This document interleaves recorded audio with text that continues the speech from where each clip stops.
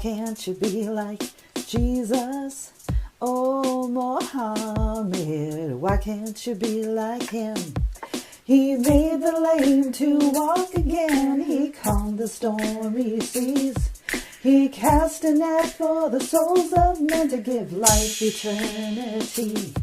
He healed the lepers and the sick, threw demons from the crowds. But, oh boy, you were being squeezed because you couldn't read aloud. And we say, oh Muhammad, why can't you be like Jesus? Oh Muhammad, why can't you be like him? The issue of possession. Of course, possession is real, and there are evidences in the Quran and in the Sunnah. This is something that cannot be denied, that the jinn sometimes do overtake the body, and the person becomes the jinn. And sometimes the person loses control but not consciousness.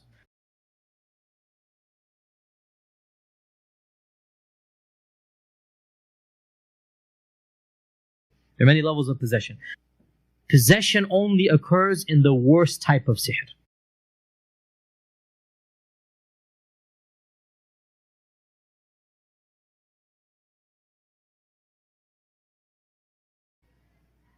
Much sihr occurs without any possession.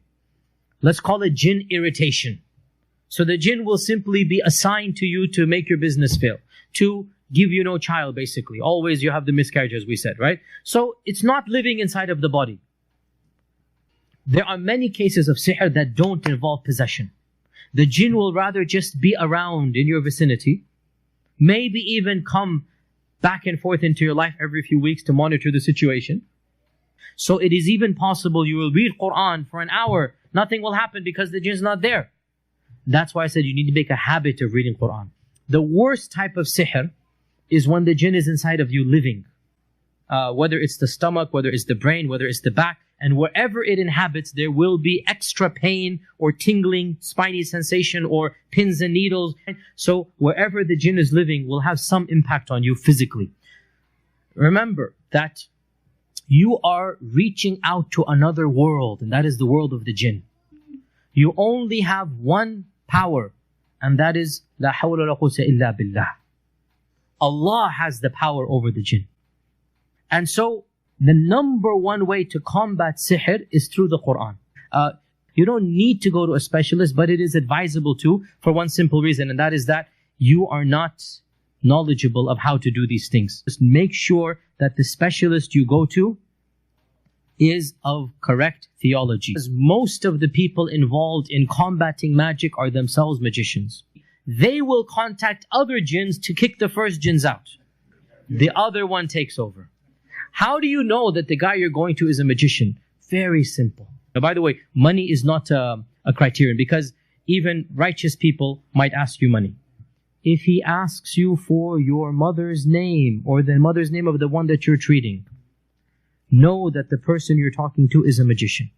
Because in the world of the jinn, they need to know your mother's name. Because Allah says, call them by their fathers. And the shayateen want to disobey Allah, so they will call them by their mothers.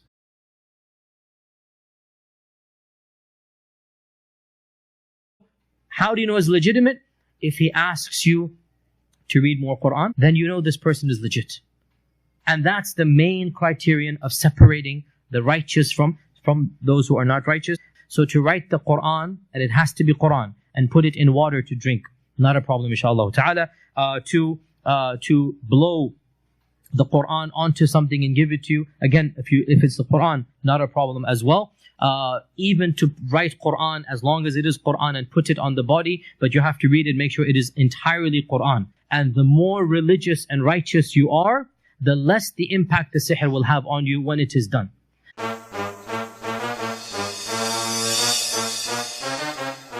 The more religious and righteous you are, the less the impact the sihr will have on you when it is done.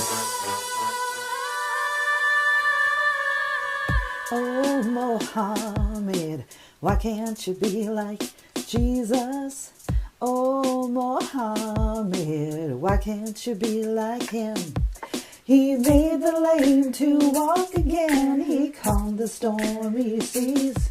He cast a net for the souls of men to give life eternity. He healed the lepers and the sick, threw demons from the crowds. But, Mo boy, you were being squeezed 'cause you couldn't read aloud. And we say, oh, Muhammad, why can't you be like Jesus? Oh, Muhammad, why can't you be like him? Oh, Muhammad, why can't you be like Jesus? Oh, Muhammad, why can't you be like him? Christ walked upon the waters deep, gave good news to the poor. But old Mo took a baby bride and then he wanted more. Christ raised the dead back to life. Mo took his adopted son's wife. And Jesus cleansed us of our sins. But woe is Mo who wants them back again. And I say, oh, Muhammad, why can't you be like Jesus? Whoa, Muhammad, you'll never be like him.